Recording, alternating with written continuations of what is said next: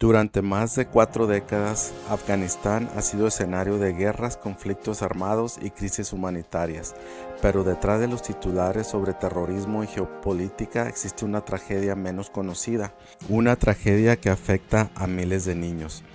Niños atrapados entre la pobreza y la violencia, el extremismo y la falta de protección. Para comprender este problema es importante aclarar algo desde el principio. La explotación infantil en Afganistán no comenzó con los talibanes. Algunas formas de abuso contra menores existían mucho antes de que los talibanes llegaran al poder.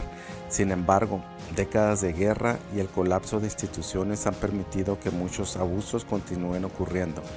Uno de los fenómenos más documentados es el llamado Basha Vasi, una práctica condenada por organizaciones de derechos humanos y gobiernos de todo el mundo.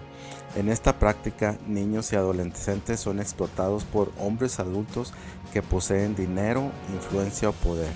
Durante años, investigadores, periodistas y organizaciones humanitarias documentaron casos en distintas regiones de Afganistán. Muchos de estos menores provenían de familias extremadamente pobres, otros eran huérfanos y algunos fueron vendidos o engañados, reclutados bajo falsas promesas. La pregunta que muchas personas se hacen es simple: ¿cómo puede algo así ocurrir durante tanto tiempo? La respuesta es compleja. En algunas comunidades afectadas por décadas de guerra, corrupción y ausencia de justicia, ciertos abusos terminan normalizándose, no porque sean aceptables, no porque sean parte de una religión y no porque representen a toda una cultura, sino porque las instituciones encargadas de proteger a los niños dejaron de funcionar correctamente hace muchos años. Cuando una sociedad vive generaciones enteras bajo conflicto armado, muchas veces las víctimas quedan invisibles. Los niños suelen ser quienes paguen el precio más alto. Durante la guerra en Afganistán, numerosos soldados estadounidenses y miembros de las fuerzas de la OTAN reportaron haber presenciado o recibido denuncias relacionadas con abuso infantil. Algunos veteranos describieron haber escuchado gritos de niños durante la noche en bases controladas por aliados afganos.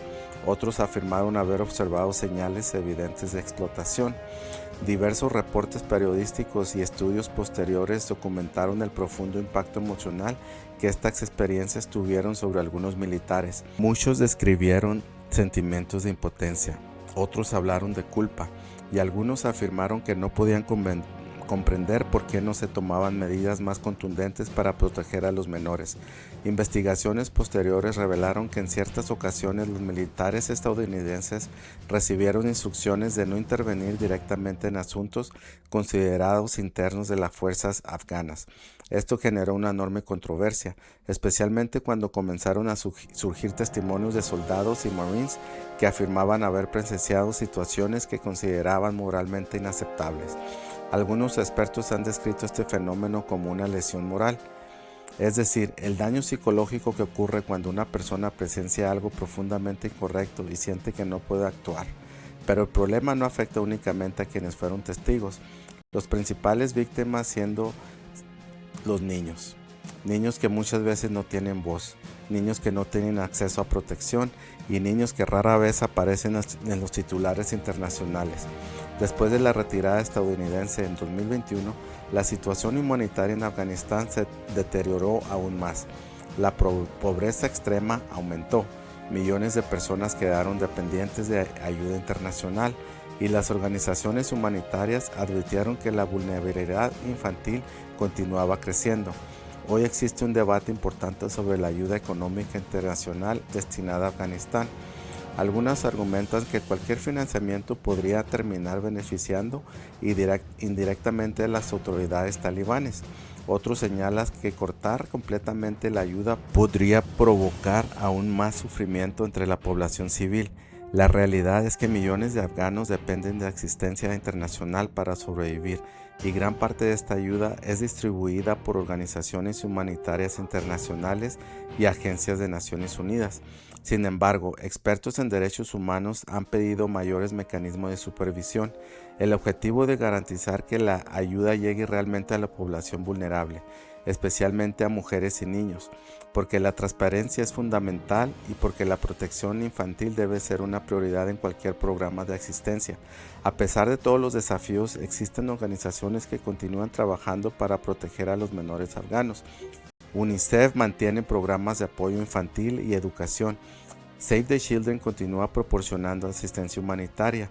El Comité Internacional de la Cruz Roja trabaja con comunidades afectadas por el conflicto y múltiples organizaciones locales intentan brindar refugio y apoyo a menores vulnerables.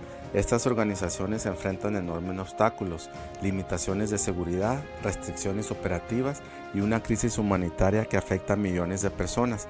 Aún así, continúan trabajando, porque saben que abandonar a estos niños no es una opción. También existen iniciativas enfocadas en documentar abusos, capacitar comunidades, promover educación y generar conciencia internacional sobre los riesgos que enfrentan los menores. La educación sigue siendo una de las herramientas más poderosas para prevenir la explotación. Cuando los niños tienen acceso a escuelas seguras, cuando las familias reciben apoyo económico y cuando existen instituciones funcionales, las posibilidades de explotación disminuyen significativamente. La historia de Afganistán nos deja una lección importante. La explotación infantil prospera donde existe pobreza extrema, donde existe impunidad y donde los niños son invisibles para quienes tienen el poder de protegerlos.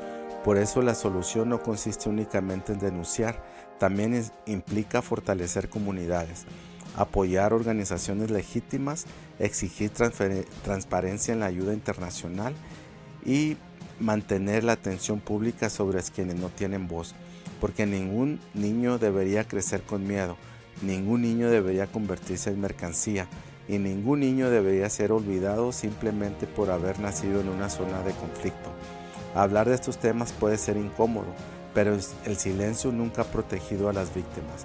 La conciencia es el primer paso, la educación es el segundo y la acción responsable en lo que puede marcar la diferencia. Si este video te resultó útil, compártelo para ayudar a generar conciencia sobre la protección infantil en zonas de conflicto, porque la seguridad de los niños no debería depender de fronteras, gobiernos o guerras. Debería ser una responsabilidad de toda la humanidad. Gracias nuevamente por escucharme. Sígueme en YouTube Proyecto Lobo.